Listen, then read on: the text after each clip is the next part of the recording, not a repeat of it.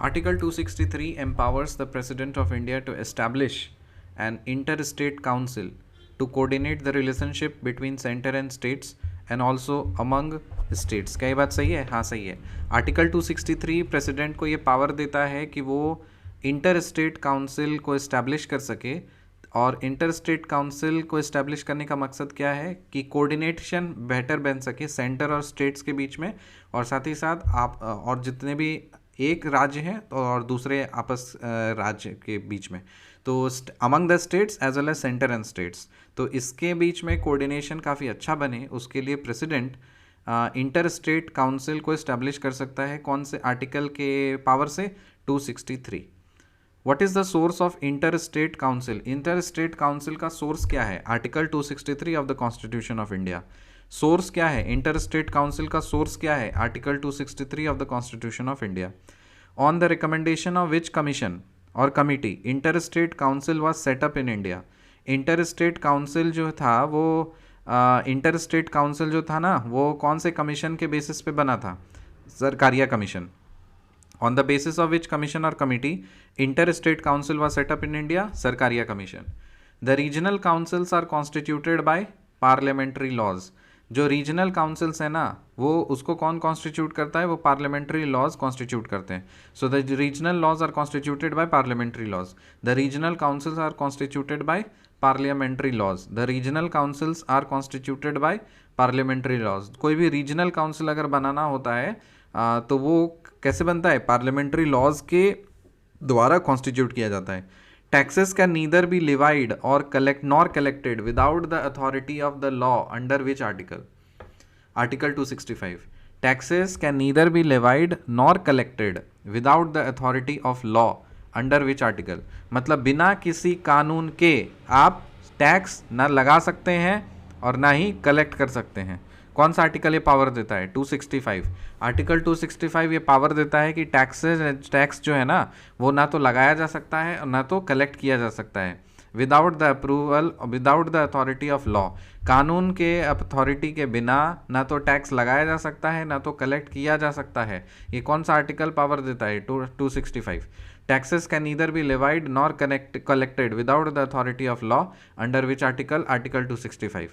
Taxes can neither be levied nor collected without the authority of law under which article? Article 265.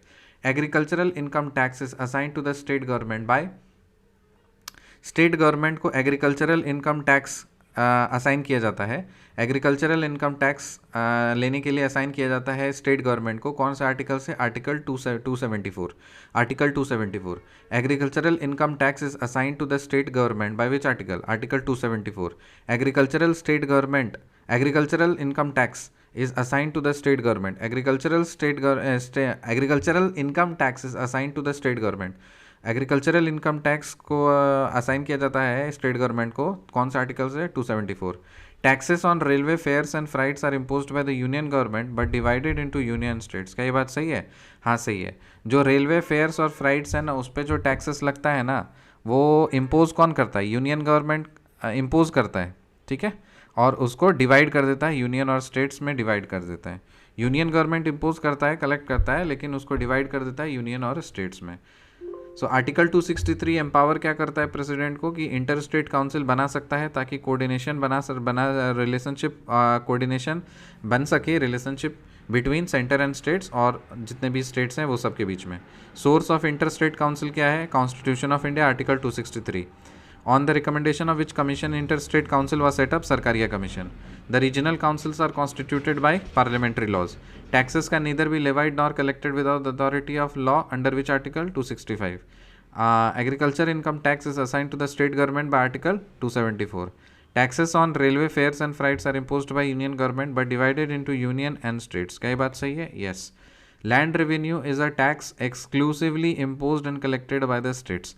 Land revenue is included in the state list in the 7th schedule under entry 45.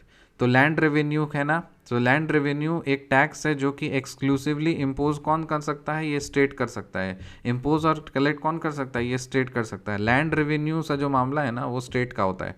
So land revenue is a tax exclusively imposed and collected by the states. So land revenue is included in the state list of the 7th schedule under entry 45। 7th schedule में 45 number entry पे land revenue का मामला दर्ज है। So land revenue is a tax exclusively imposed and collected by the states.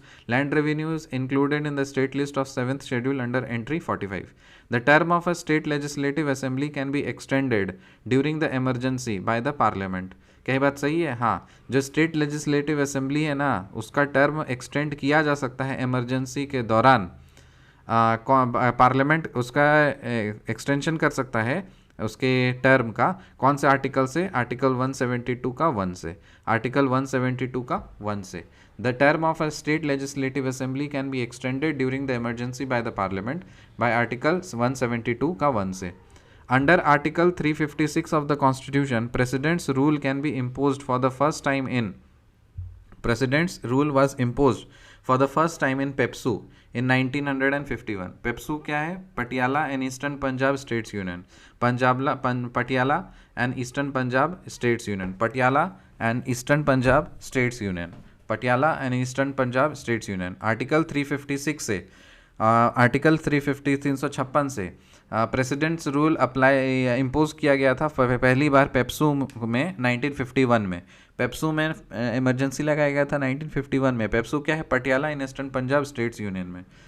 Okay, so recap करते हैं। Article 263 empowers the president of India to establish an inter state council to coordinate the relationship between centre and states and also among the states.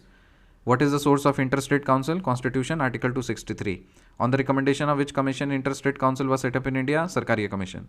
The regional councils are constituted by parliamentary laws. Taxes can neither be levied nor collected without the authority of the law under which article? Article 265. Agriculture income tax is assigned to the state government by Article 274. Taxes on railway fares and freights are imposed by the union government but divided into union states. क्या बात सही है? Yes. Land revenue is a tax exclusively imposed and collected by the states. Land revenue is included in the state list of 7th schedule under entry 45.